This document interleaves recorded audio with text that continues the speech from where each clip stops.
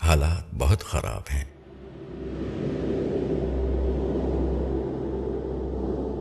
یہ صاحب ایک دفعہ پھر میرے روبرو تھے۔ پچھلے برس ان کی بات کا خلاصہ تھا کہ بہت ٹینشن ہے۔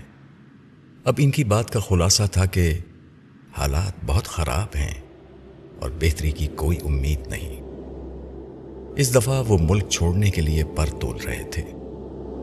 میں نے عرض کیا، حالات واقعی بہت خراب ہیں، مگر آپ کے باہر جانے سے حالات زیادہ خراب ہو جائیں گے، کیونکہ ایک اور اچھا آدمی قوم کی خیر و شر سے بے نیاز ہو کر اپنی اور اپنے بال بچوں کی زندگی کو مقصد حیات بنا لے گا۔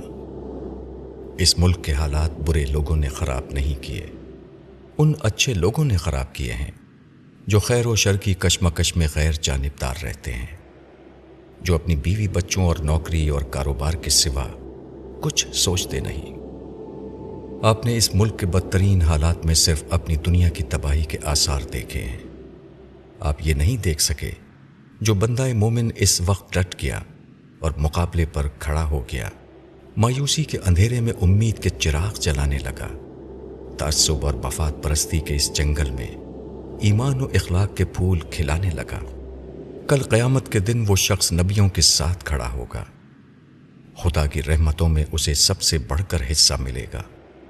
حشر کے دن وہ عرش الہی کے سائے میں کھڑا ہوگا، خدا کے مقرب ترین بندوں میں اس کا شمار ہوگا۔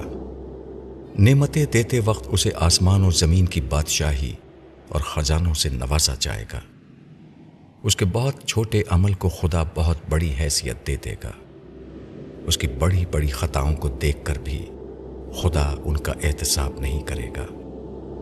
ہاں، حالات بہت خراب ہیں۔ اگر جینا صرف اسی دنیا کے 60-70 برس کا نام ہے، اگر موت کے بعد کوئی زندگی نہیں، تو حالات بہت خراب ہیں۔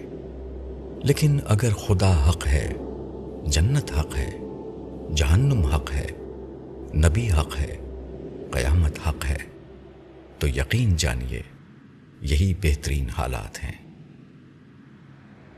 ابو یحییٰ، حدیث دل سے ایک اقتباس۔